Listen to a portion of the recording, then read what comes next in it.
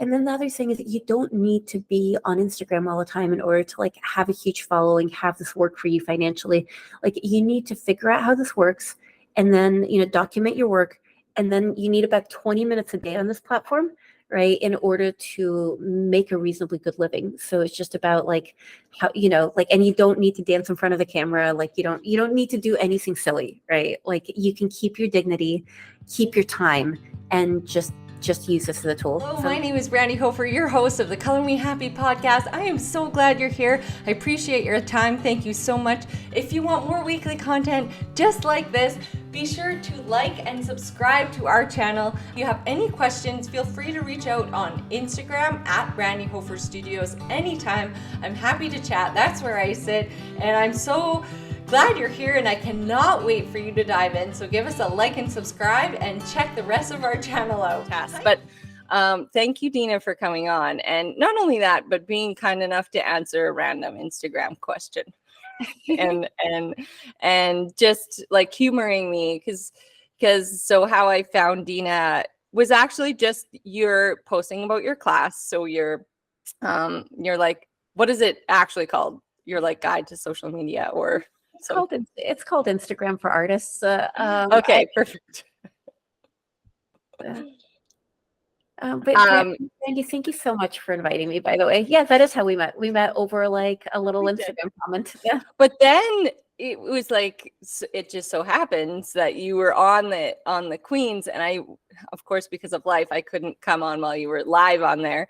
And I was like, oh my gosh, this is so perfect. And I loved you talked all about what you do in your class, and I'm curious because like what hooked me, and there's always a hook when it comes to those sorts of things, is that I was paying for ads, and you were like, "Don't pay for ads," and I was like, "What? What?" And I'm going to be 1,000% honest, of course. And I paid this year for ads, and it's not like I make a ton of money. I paid $10,000 in ads for that.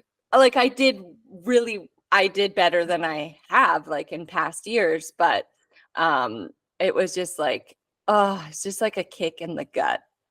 If you want, I can tell people why they shouldn't pay for ads. That'd be perfect. They're probably like, why? Why not? Tell us. Okay, and as backstory, or not backstory, but I guess this refers to like Instagram or Meta ads. All right, a few reasons not to do it. Right, one is that as artists, we don't actually have a crazy amount of money. Like even if we're doing reasonably well, right?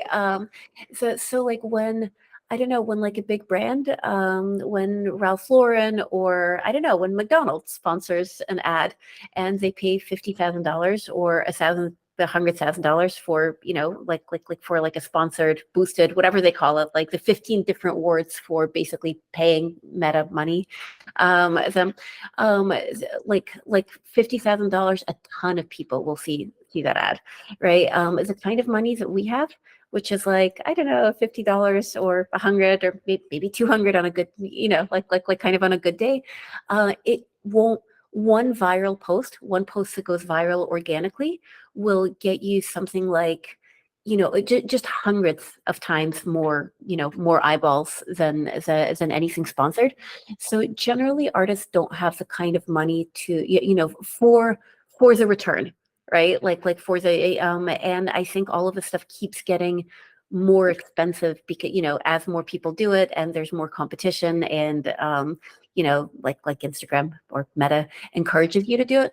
So A, we don't have the money to make it worthwhile, and B, kind of more importantly, no one who works at Meta will ever confirm this, but it works with everything I know about them as a company and just every data point I have from running way too many Instagram accounts for like art schools or galleries or whatnot. Once they see that you're a business, right? And the way they know you're a business is not because you have a business account, it's because you just gave them some money, right? So they're like, okay, well, they're not doing it just for fun to, like they need the reach. The second they see the second they know that they will actually drop your organic reach to give you incentive to keep paying for ads. Of course. So, and I'm not convinced, like they say the ads are targeted, but I'm actually not convinced how well targeted they are. Like Mm-hmm. I think if anything, using influencer marketing efficiently would probably work better than paying for ads anyway. And you don't want to do anything that drops your organic reach because, and so you don't want to give Meta money for something, for something with dubious targeting and for and for something that will actually kind of destroy the organic growth of your account. Mm-hmm. Thank you. Yeah, that clears so many things up. So your advice was to switch back from a business profile to a personal profile?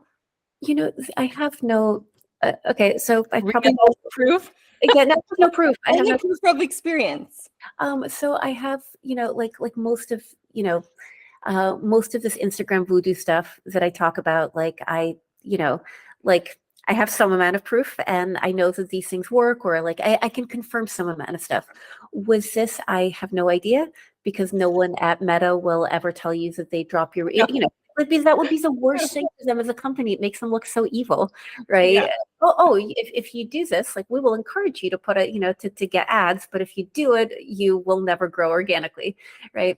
So they will never confirm it. And so as a result, all of this is like in the realm of theory. But my assumption is that once you have a personal account, they don't expect money from you because you can't give them money anymore. Like you can't boost a post, and then your account might reset. Hopefully.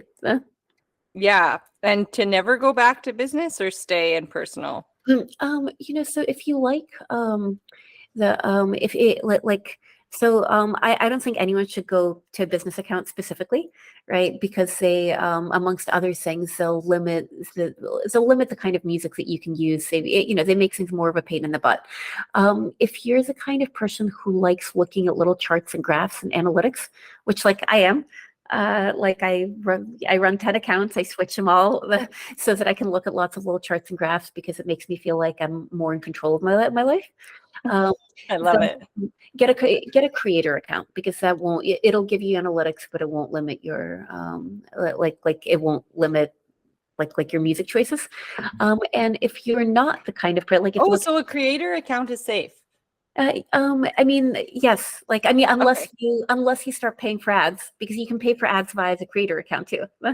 So Right.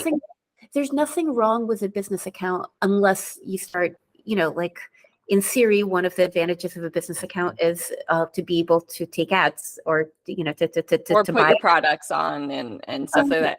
Okay, I have two tidbits in between your very useful information. I don't want to let like discount anyone getting that information, but so I have one is, yes, big companies have so much money to burn and we don't. That's a really big point. And an example is Walmart came to my house to do a commercial, to shoot a commercial. So they had this like theme and so they shoot like 6 different homes across Canada. So they fly their team and it was COVID. So it was only 11-person team, which most of them stood outside the window in the winter because they couldn't come into my house. And they ended up hiring a bunch of my local friends, which was very amazing. So good. Thank you, Walmart Canada. Very nice. However, so they shoot these 5 different things and they're like, they love the creativity, and it was for picking up groceries, like a Walmart, it's not click and collect. I should know because I had to say it so many times. That's why I'm Walmart. But so they pay for their whole team to like fly around and shoot, and then they don't even use 4 of those commercials, and they pay the families and they pay the people and they must have spent like at least $300,000 or more, and they pay the people, like the media company. So they have like so much, plus the advertising space they buy for that ad. Like they have so much money to burn. So yeah, we're little. We need these tips. We need to work together to help one another so we can thrive together. Secondly, I did switch once you told me to, well, I was like, oh fuck. When I saw it, I was like, really? And so I did like a little experiment, and I work with a woman who does my ads, and she loves analytics. So she noticed right away. She's like, where are the analytics? And I was like, I'm just trying something. Let's try it for 30 days, see what happens. If she's wrong, she's wrong. If she's right, she's right. I saw more. I didn't have anything go viral. There was nothing there, but I saw more organic interaction, and I did see conversions, not like a boatload, but I've never seen it like a ton of like insane conversions. But I have sold more original art. I have had those beautiful messages from people. It's like real people. And that's what we want. We want real people. We don't want numbers and fake people all the time. Like, we want people who are actually engaged in your content. Right? I'm so glad that I hope the voodoo works. Like, it also, I hope so too. I also fucked up my account pretty hard with like, so all the things that you said not to do. Like, I had ads. There was one point, and I don't know how it happened, but I had a lot of fake followers at one point too. And sometimes I still see like the number. I'm like, where are these coming from? And it's not real people. So something's going on. And I'm like, should I start from scratch? I'm not sure. no, you shouldn't start from scratch. You also can't, every few years, Instagram will crack down on bots and hopefully delete them. But you can't control, like, you have a pretty big account. Like, I have a big account. Like, that you can't control, like, you can't screen for like everyone who's not a real person. You No. just hope that some of them are. And like like you hope enough of them are that it's not going to like skew the algorithm.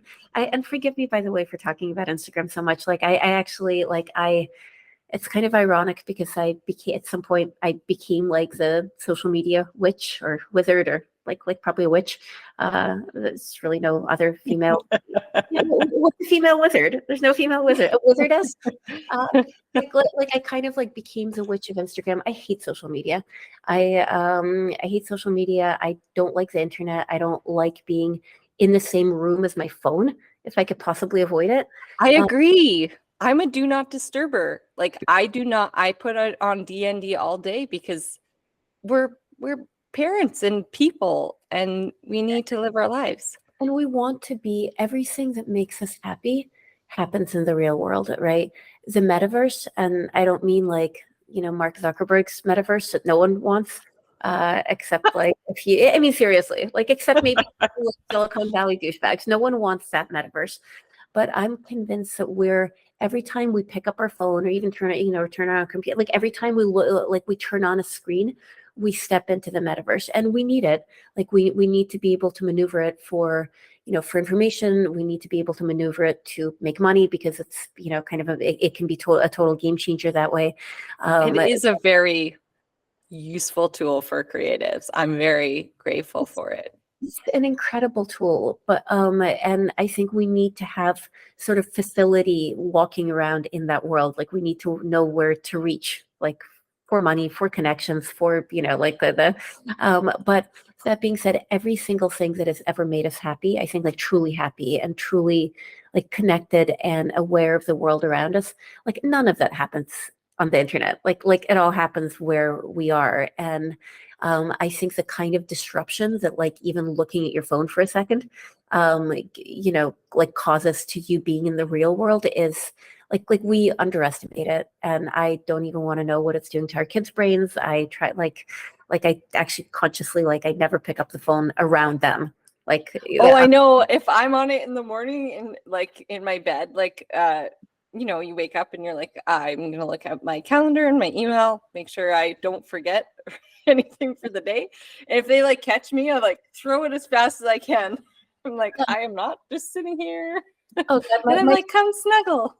Yeah, my 4-year-old is like, if he sees me looking at it, he's like, Mama, this is a no screen household, And That's I'm nice. I'm just as addicted to it as everyone else, by the way. I just, they just don't know about it.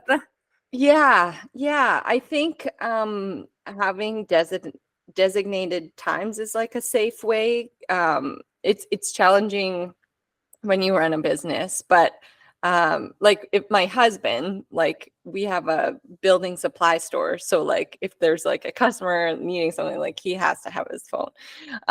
But if you're not in the situation where, you know, you just let your favorites come through, like the emergency contacts, and like I don't have my Instagram notifications on because I am super addicted to it because I love chatting and connecting. And that's my favorite part, because I would never be talking to you if it hadn't been for. And so I just leave it for like my work time, Yeah, no, like I turned in off a slotted time. I turned off notifications for everything, but even, you know, like in the studio, because, you know, part of the you know, like I do document my, you know, like I document my work, and I, you know, eventually I turn it on. Like even having the phone there to make videos once an hour, it's like every time you pick it up, like I feel it. It's, you know, like it's trying to distract you. It's trying to be like, oh, what's the weather going to be like on Thursday? And did your kid's school send anything? And, you know, do I need to sign something? Never mind social media, and never mind like, you know, and I'm a dork. Like I admit to reverse engineering social media algorithms for fun. So, which, oh God, can we edit that out? No, absolutely not. I love it. I like that you enjoy things like that. I don't know how I became a person that enjoys things like that, but like, but if I could, you know, I don't know anymore. Like even a year ago, I would say if I could trade in my understanding of social media algorithms and whatnot for, so, and like however much hustling I ended up doing on my own, just when like I ended up like a single parent, and there was two at that point very small children. Now they're just somewhat small children, right? And I was like, if I could trade it all in for like a gallery that just takes care of me, or maybe like a wealthy patron, so I could just paint all day, right? Then I totally would. And I was thinking about it recently, and I'm not sure anymore, because the amount of independence that all of that stuff has given me, and not having to wait for a gallery to, you know, or rely on a gallery to sell my work, or to get me press, or, you know, whatever it is. Like at least I know that I'm in control, and I know the galleries don't, they're struggling just as much as artists are, like if not more. Hmm. And There's also, so much freedom in it. There really is. And to just play like devil's advocate, Dimitra Milan, done. She got married. She had she was like this. Have you heard of her? They have the Milan Institute. yeah, Yeah. right. I've heard of the Milan Institute. Yeah, so it's their daughter. So there's this, she's on our podcast, but it's a big long story, and she'll come on she just had a baby, but she might come on your podcast too and tell you about her story. She was a child prodigy. So her parents were like both like struggling artists, and then their daughter comes in when she's like 6 and like does this painting, and then all their galleries were like, we want more like that. And they're like, well, our 6-year-old did that, we can't, and they're like, and I had the founder, Ellie Milan, to retell that story, and she's like, we tried to mimic it and we didn't. And so she was like this child painting prodigy at 14, represented by like 12 galleries or something, doing one big oil painting a week, and like churning out, and then finally she was like so burnt out. And then she went independent, and so and went really big on Instagram as well. And then their Milan Institute like grew because of that whole thing. And then her partner does videography, and they're a very good, well-oiled machine. And obviously I'm just taking the Coles notes of their very long story, so hopefully I did it justice. But I think there are just, and I always quote Mark Manson when he said, everything sucks some of the time. So you have to choose what that's going to be. And you value your independence and your freedom. And so do I. I don't think I could, like, I'm represented by 3 different galleries. But I don't have like a contract being like every painting I sell goes through them, right? I think I feel you so much when you say like, I want creative control, and it is another form of creativity, right? So I want creative control. I have a gallery I work with in New York, and she's, the director is wonderful, and I like totally trust her. But yeah, there's no exclusivity thing. Like we just trust each other to like do well by each other, and I think we do. But it's also like I think I am no longer as capable of single-mindedly concentrating on a thing as I was at like No. as I was at 20. And I know I have this book I'm writing and, a podcast that I, co-host and a mini museum that I'm trying to build in New York. And, it's like, and they're not like, I've kind of realized that I wouldn't trade all of that in. Like I don't know how these projects came to be, but I'm like, all right, I have to finish the book, build the, build the mini museum. Like I chose this life. And I love all this stuff, and I'm also enormously overwhelmed by it. But I don't think it would all be possible if I was working for someone. Like I think, I take on the stuff because I'm more or less in control of my own time. Mm-hmm. Mm-hmm.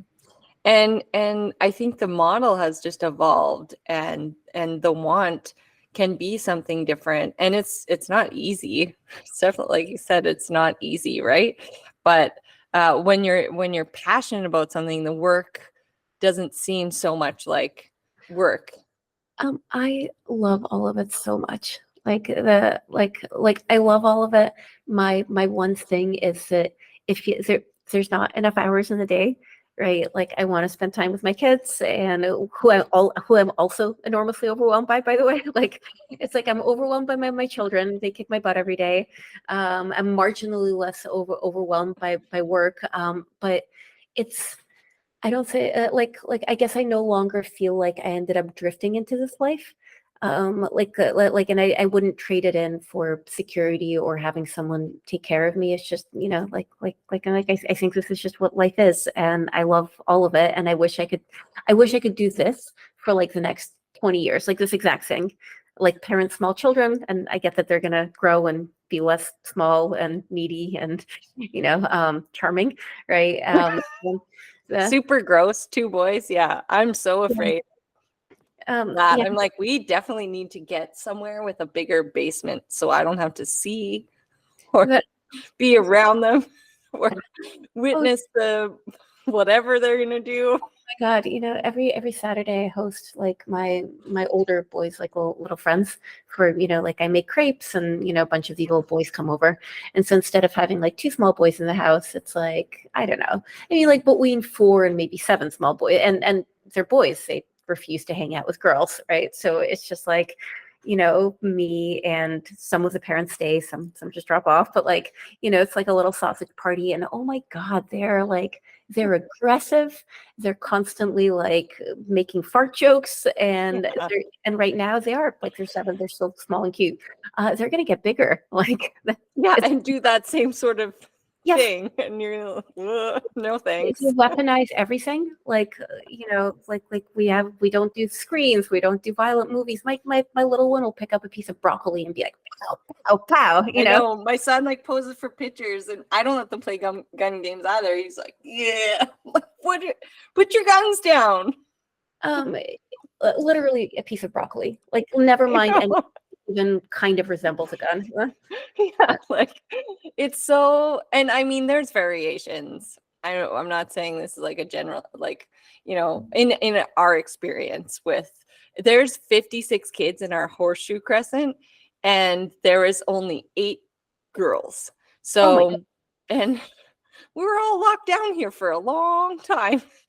And so it was just like, they were like, by the end of that 6 months in the summer sun, they were like crossfitting, because I'm like, what do you do with all this energy? Because it's an insane amount of energy, and you're like, we're going outside, and I like hosted track and field most of the time. I was like, let's just long jump over this broomstick. Like, I was just making things up because I had a small newborn baby, a third.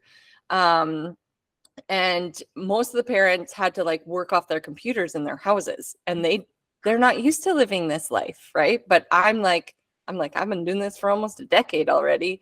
I know how to make stuff up on the fly for these kids. So my one baby's sleeping, and then I'm like entertaining all these, and we're just trying our best to get through it. But it was, it's funny. They do have this insane amount of energy. There's a comedian who just made a joke about it. He has one girl, and he's like, my friend traded me his boy for my girl. It was like I should have got 8 trades for his one trade. It's like a bobcat. I found him under the deck chewing on the wires. It's like, this is the best. But it's like I wouldn't trade it either. It's like I like that they make me get up out of my world and like be in the present moment. You know, it's both like I mean, my kids, there's the best thing that ever happened to me, but they're also like the worst thing that ever happened to to the pre-child version of me, right? Like I used to be a lot of fun, and I had all these adventures, and I could think outside the box, and you know, like I definitely. You're too tired. Oh yeah, think outside the box, like think straight, like think from A to B. I can't even do that. But like, and I kind of realized that a lot of the things that I was good at before having children, that it took me all of my, I don't know, late teens, 20s to become good at, completely didn't apply as like a person with children. Like none of the stuff that I trained myself to become good at, including painting really, but also like I was really good at hitchhiking in my 20s. Like that is not a skill I will ever need again. You know, I was really good at like long distance bike rides and sleeping outside. Also stuff that, you know, skills that or lightweight packing for a solo trip. Hey, that's something you can do with them, hopefully, if they like you in their 20s. That's something you can show them. You know, if they like me, my parents, pretty cool. I've got amazing parents, but like up until from the time they took one trip with me and my sister when we were teenagers, like I was 16, she was 13. And after that, they were like, we're not taking you anywhere anymore. And the next trip we took as a family, I was like 24. Because they were just so like we were such assholes. Yeah, like total assholes, selfish, Yep. like not respectful or grateful in any way, shape, or form. I totally remember my dad drove us out to the West Coast, and he bought a van for this trip. Like, this is my dad, like bought an old van that broke down halfway on the trip. But my brother was 16 and I was 12 and my sister was 10. And it was like probably my brother's worst nightmare ever. But my dad's like, we stopped at every skateboard park and like every West Beach store and everything for him. Like we traveled across BC and we stopped at like, and he was just still like the most unhappy individual in the whole wide world. And it's true. It's about 24 where you're like not such an asshole anymore. Yeah, and like, you know, like those trips that we took with my parents like in our 20s were a ton of fun, until everyone had kids and now no one wants to go, you know. And now I think, you know, I think I think all of like my family, which is very tight knit, and I mean they're great, right? But all anyone wants right now is just a moment of quiet, you know, like that. And that includes my parents who help me a lot, and they help my sister a lot, and you know, like I think all any of us want is just to be like in a dark room, dark isolated room for 10 minutes. I know. Last night I came in here and I was supposed to have that podcast, and they ended up whatever, but and I was like really grateful because I don't do evening podcasts, but I was like made room for this. And then my son came down and I was like, can I just have 10 fucking minutes alone? I was like, aren't you supposed to be in bed? And sometimes you just kind of, you lose it. You lose it because you're constantly bombarded by all of it. And I am grateful, but like to be with humans from 6:30 a.m. to like 8-9 at night, it's like so much for one person. And it's completely relentless. And it's probably actually a little bit less relentless for me because I am a single parent. So every once in a while their dad shows up and just takes them for like a week. Bonus to divorce. No, I wouldn't recommend getting divorced for No, this. And just also, kidding. like, the last time this happened was like months ago because he's living his dream, pursuing like the dream career somewhere in Stockholm right now. But Oh, great. probably, yeah, I know. But isn't it great that someone can just go live their dream in Stockholm for months? But in any case, sometimes that does happen. You know, for a while it happened more frequently, and I think it will probably, you know, like realistically, he's not a bad guy, and you know, I think he'll kind of start doing that again. But I used to have 1 week out of every 6 just off children, and it was amazing because like that relentless, like, you are with the people you love, but it's constant caretaking. And the number of times, like, you have 3 of them, I only have 2, but the number of times I hear, Mama, could you do this for me? You know, even, could you get me a glass of water? And the water's like right in front of them. Or could you pick up Oh this? my gosh, I got them like an electric water pump because I was like on like a thing on the one of those. I was like, if someone asked me for water one more time, and then their dad hit it because they were spilling water, and I was like, that was my saving No, grace. no, but it's anything. It's like dropping a marker cap on the floor. Mama, could you do this? And I'm like, you got 2 hands. Like, am I seeing a no-handed child or that? Yeah. But I think it happens about 80 times before 8 in the morning, like when I Oh, drop them for to sure. school. Yeah. That, For sure. Nice that you have support I have too. my parents are amazing, and just in general, like, and living like 5 minutes away from them is also amazing. And Yeah, you know, being a basically single parent can't be easy. you know, there's some things about it that, you know, like definitely, like, you know, like right now after months of actual single parenting, I'm like, man, what choices did I make in life to like land me here? But it is less relentless, and you do occasionally get like a full break, and after a day or two of not having them around, your brain kind of sets, you know, goes back to what it was without children. And I'm like, oh, my head is clear. Like, I want to have an adventure. I want to finish a painting. You know, I'm not so tired, you know, exhausted all the time. And then you start to also really miss them because, you know, because I yeah. think that's important. Thank you for sharing that. It is really important that we reset, especially for like, well, for anyone, but for creatives, like you need time where your brain needs to like reevaluate. And that's when like you have those magic moments of wanting to paint, or instead of like constantly being in like fight or flight. I feel like I've been in fight or flight for a decade for sure. Um, whereas like the moments, like the few new ideas that I've had over the last few years, either sort of like art ideas, like, you know, what's the next body of work going to be, or, you know, or like business type, or just like, or kind of like, what do I want to talk into existence, right? Unfortunately, they've all happened. They've all happened when the kids were with their dad. Like I think when they're with me, I don't have new ideas. I can still execute, and I'm like a good executor, like, or execute tricks like that. I, you know, like I don't get tired of doing the same thing over again. I don't get easily frustrated. I'm good at failing. But in order to have something to execute, you need a new idea sometimes. And right now I have this fear that like I don't have new ideas when I'm in a routine, and kids need routine for like 18 years. So, you know, Oh that. my gosh. Routine is like the biggest thing you have to do. Like it's just like, and I talk about it, and I also wrote a book, so I'd love to hear what your book is about. Because I painted so much, I did 130 originals in 1 year, most of them custom, and I was really burnt out. And my art consultant, she's like, why don't you try this? The world's kind of shifting right now. Why don't you try doing like a bunch of like just like push custom work? And then I did it for a year, and I was like, I don't like that. And I didn't want to paint anymore. So I ruined like that creative gift. And so then I wrote a book because I still have that insane energy.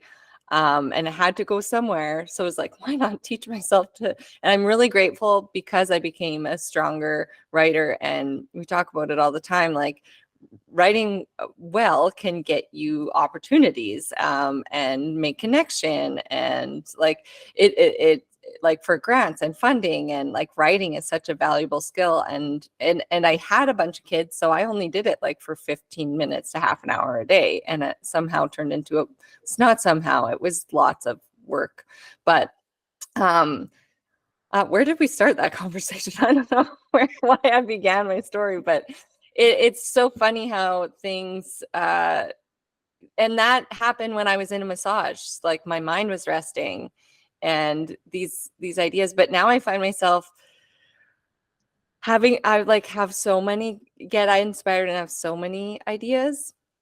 Like I saw that someone made walls out of compressed straw, and I was like, we are surrounded by straw here in the Canadian prairies. Why is not someone opening a business with compressed straw walls and selling? I'm like, so you'd need a factory and a truck and the compressing machine. And I'm like, why are you thinking about creating straw walls? Like, Because because I'm like, because you're I creative. know. Like someone should definitely start this business. I have so many ideas. It's like the time and execution that like the realistic part of executing something. But I'd love to hear about your book. I'm writing a book or I'm co-writing a book, and I feel like dumping a huge amount of the work on my co-author, who I don't know what he signed up for, but like I don't think he signed up for quite that much of a work split. But it's called Thinking with Paper, and it's just like, so what I actually get excited about, I don't get that excited about social media algorithms. It's just a necessary thing that I feel like every artist needs to know in order to make the financial part, like the business part of your life, easier. But what I actually get excited about is artist sketchbooks. And before I left New York, I probably knew everyone, like everyone in New York was like a serious sketchbook practice, or not everyone, but like I the people in my world. And we'd have these like sketchbook gatherings and pass them around, and I curated a sketchbook show with like the people that I knew at the time. And there was maybe 14 of them. So at some point, I think it was right before COVID, I was talking to a friend who was also like really kind of passionate about just the habit of doing stuff on paper in the morning. And I was like, why don't we write a book? It can be the artist sketchbook book. I know 14 people. And then I started running an Instagram account for it. And I started doing a little bit of research. And then I ended up with COVID for like 4 months last year while this is all happening. And so I think I probably spent way too much time online, not nearly enough time in the real world. But the one upshot of it was that I went down these rabbit holes of, artist sketchbooks. And I started with the 14 people I knew. And then people started like submitting work, and I found hundreds. And there's so many amazing people doing this. I feel like there's like a renaissance of sketchbook art. And maybe they were always doing it, but social media gives us a chance to actually share it and see each other's. And then I started teaching this class about artist sketchbooks because, it feels like so many people want the habit and don't know how to start. Actually, most people know how to start. Most people like people don't know how to keep it going. So much. So then the other rabbit hole I went into was like, okay, well, I've had this practice for like since like 22 years. Like, why did that stick? Right. So trying to figure out like how to form it, like how to form a habit, what leads to like, what can we start now that leads to people still doing this in 3 years, 5 years, 20 years, etc.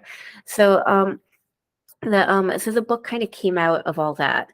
And the whole time like I started teaching this class, Instagram account started like it totally exploded because, well, probably because I'm good at reverse engineering social media algorithms, and because people love artist sketchbooks. So like I knew how to present them in a ways that they would, like I knew how to do it in a ways that it would work within the context of the platform. So the next thing we knew, we have some writing, most of which my co-author did, and this Instagram account of like over 100,000 people following it, which I built. And then I was like, I gotta start writing, because it's not really like I like my job here isn't just to make a viral Instagram account. So then I started writing, and I was never sure about my writing skills. Like I didn't know if I could say things clearly or coherently. And after a day or two of struggling with it, all of a sudden it's like I found my words. And I was like, oh, I've been thinking about this and teaching it and explaining it to other people. I've been thinking about this for 22 years. I've had this practice for 22 years. And then I've been teaching it for the last 8 months. So I have to get myself together a few times a month to explain things in a coherent way. I was like, I don't need to dump all this work on this poor guy who's incredibly smart, but probably didn't sign up for that much work. Like I can write. And so ever since, like I've been doing some of the writing too, and editing and re-editing. And now we're talking to publishers because we're kind of getting to the point where we have something to present. Mm-hmm. Hello? Mm-hmm. Did you think Okay. about You just froze. self-publishing? Oh, did I freeze? Oh, you did, but now you're just blurry, but not frozen. Okay. We thought about Oh, self-publishing. It would probably make more money. But like overall, I think that well, self-publishing I'm would thinking if you figured out the viral algorithm, like how like it's just right there. Like you have all these accounts, you have a podcast and a platform. Like the only hard part would be like editing and layout and stuff, and that's not those are also things you hire out. Am so I my frozen, or you can hear me? no, I can hear you. My co-author, he's also published books before, and he's a designer, so he actually knows how to do a Oh, lot of this stuff. Uh, um, I I don't know. Just I think I've always kind of wanted to, like I love books. Like I you read. just want Penguin to stamp their stamp on your I book. kind of do. I don't know why. But I feel like I kind of want like penguin or puffin or some bird. Like I want some bird The publishing bird house. people. Yep. Okay, I have Amber Vittoria. She's coming on the podcast, and she just here we go. She also just partnered with H&M, and I love that. But I believe, yeah, she also, and it's just like a poetry and paintings book. I don't know if you can see that. But and she was really excited because like, yeah, she like if you self-published, she just saw her book on like the Times Square thing and part of Women's Day, and it's called These Are My Big Girl Pants, but like you're not going to get that if you self-publish. Yeah, but you'll get, Really. like But you'll probably get a whole bunch more money. I'm not expecting this book to be like, so none of my side projects ever make any money, honestly. Like this mini museums that I'm I'm building. hoping one of mine does. So some of, like sort of, like I teach the class, and that's amazing, and financially supports me, but it's also like I get to teach something I love, and I found it so far to be like, it's like I run one live session like about every 2 months or so, and meet with these people multiple times and get to know them a little bit. I feel like it's a self-selective group, like the people that take it, and the kind of people that are willing to listen to me talk about sketchbook techniques at like 8 p.m. on a Monday evening are the kind of people that I also really like and get along with. So I think partially it's like meeting other adults and artists or not artists who take this class and just want to have it. And like getting to talk to people who I like and getting to, well, at least try to convey like a skill, which I absolutely adore. And the fact that I get to like make money teaching what I love is amazing. But yeah, I don't think any of my, I don't think this book will make money. I think you're just because I know other creative authors and my neighbor who wrote a book and figured out self-publishing. I think you're wrong. I think your book very much might make you consistent money that you don't really need to. Although, like Jeff Spindle, the other author who I know, he's a best-selling like Forbes author. He did a lot of like geeking out into like how Amazon ads work, right? And that takes time and energy. But I feel like that could be one of your skills that you could teach yourself very easily. And I won't get into that because that's a whole nother conversation. But I think you definitely, and like Alicia from like with their books that they've published, they do well too on their books. So I think you definitely, I think it's it's a good possibility. I hope you're right and I'm wrong. I think I am, and hopefully in like a year or two, you're like, you were right. Okay, I'll write you, Yeah. Brandy. Like I can totally like pay for my kids' daycare with this book, or Yeah. or at least like my caffeine habit, which So great. Oh, I hope that for you. And I think it's possible. And that's the thing. Like we don't know what things, but you're doing something that you're doing out of like the solid place in your heart. And you're doing it for the right reasons. And like it really doesn't matter because it's just something you get to do and you enjoy doing. And I think there are people out there who really connect to that authenticity. And sometimes, yeah, things don't go as planned or they go differently, but it was always for a reason. Um, so my life, like overall, like I'm definitely not on plan A, right? Like I think plan A was to, I don't know, get married and kind of be a housewife actually, and was a bit of a, like a housewife who paints. And the single parenting was definitely not plan A. Mm-hmm. My family generally doesn't, people in my family get married and stay married. I'm the only exception to that. Um, but right, and the plan was to do all of these things in New York, which was the city that my career was actually in. So now I moved back to my hometown. I can like basically see the house that I grew up in if I stick my head out of the window of my current place, right? And it's the suburb that I complained about all of my teenage years, being like, I just want to live in New York and be an artist. Right. Yeah. And, and now I'm like, child drop off is here and child pickup is there. And, and here's like Taekwondo for 4-year-olds or, whatever, and soccer practice and car seats and all that. Right. But that being said, I'm so much happier than I thought I could be 5 years ago, and even 10, 20, like I love life the way it is right now. And I don't know if this is planned like B, C, like, or some letter further down the alphabet. But right now, I consider myself enormously like lucky and grateful to be able to live this life. Mm-hmm. Total. It does. Yeah. It just.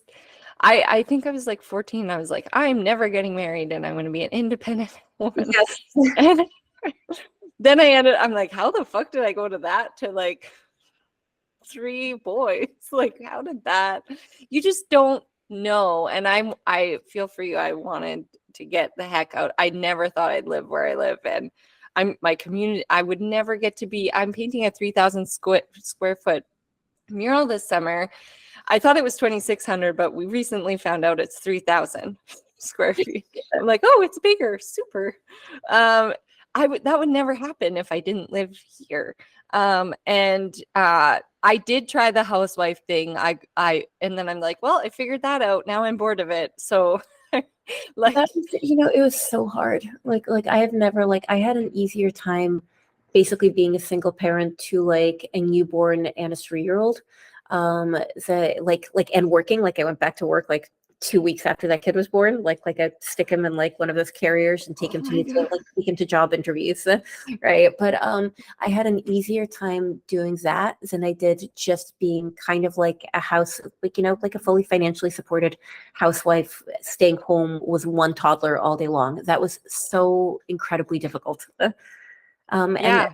and actually, as a result, I'm not sure I enjoyed like my child, I hate to say this, but like I think I was so stressed out and underslept and whatever it was, and maybe bored too. Like that I don't think I enjoyed my first child's like kind of like these like really precious kind of toddler moments.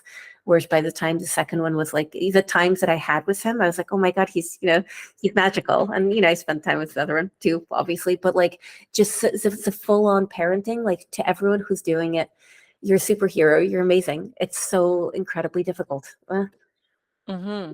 It is, and it's lonely. And I always forget that you guys don't have fucking maternity leave, which is an absolute joke. Um, like you have like a very short maternity leave. Like ours is a year. And it still is hard to like, it's just, oh, it's so frustrating.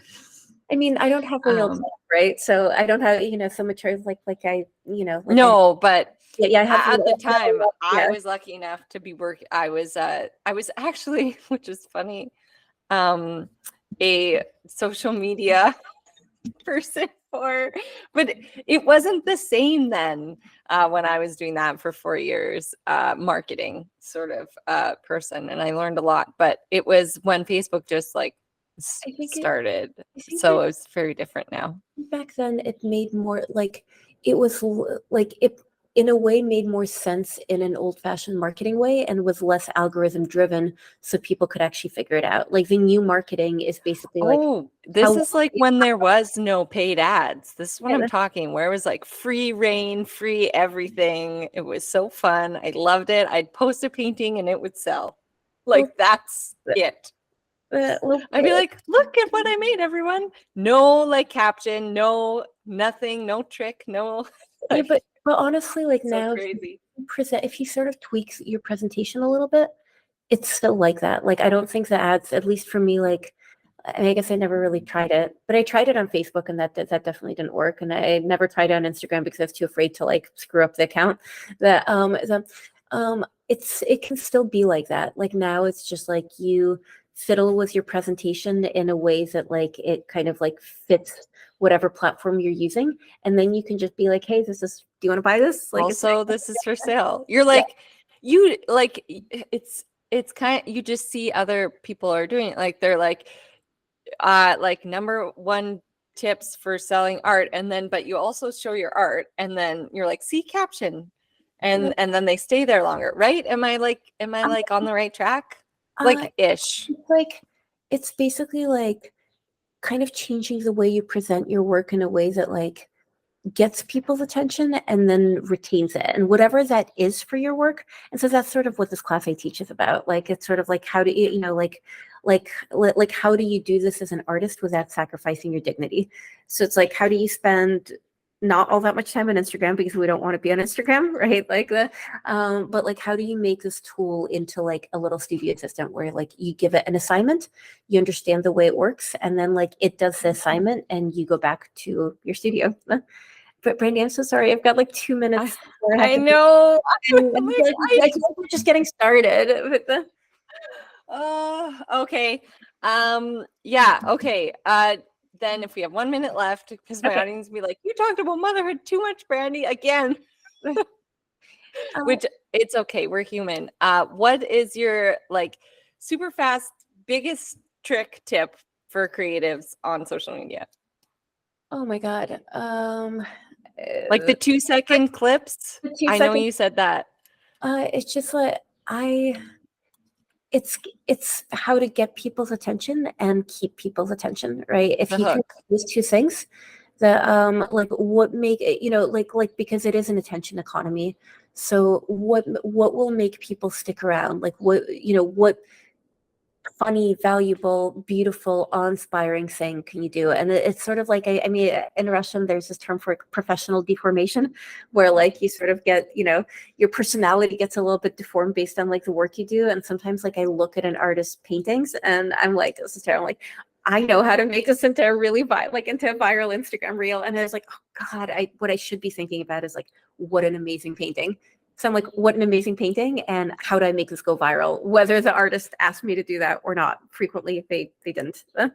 Um, but Perfect. You have to go. I will message you. okay, you'll message me. We'll talk about the yeah. It's also I feel like I should have been warned about this question because so what I teach is basically a 5-hour class, and I'm really bad at.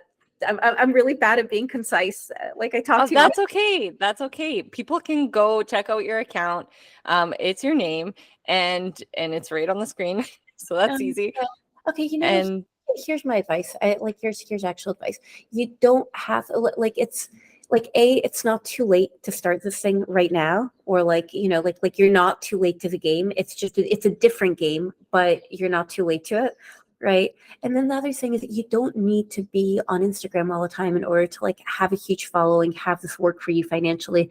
Like you need to figure out how this works, and then document your work, and then you need about 20 minutes a day on this platform, right, in order to make a reasonably good living. So it's just about like how like, and you don't need to dance in front of the camera. Like you don't need to do anything silly, right? Like you can keep your dignity, keep your time, and just use this as a tool. So yeah, I guess that's oh my. my gosh, I can't wait to take the class. All right, I'll see. Well, Yeah. just decide like live one or recorded one. I'll write you. Okay, chat soon, friend. All right. Bye. Nice Bye. to meet you. Yeah, so nice to meet you. Yeah, and Thank you that's for your it. time. Thank you. And thank you for, sorry if I went on, I also, too many tangents. I'm sorry, Brandy, and everyone else. No, we All can right. chat again soon. If you want to feel empowered and inspired, like and subscribe for more. And if you want to get creative, check out all our art hacks on this channel.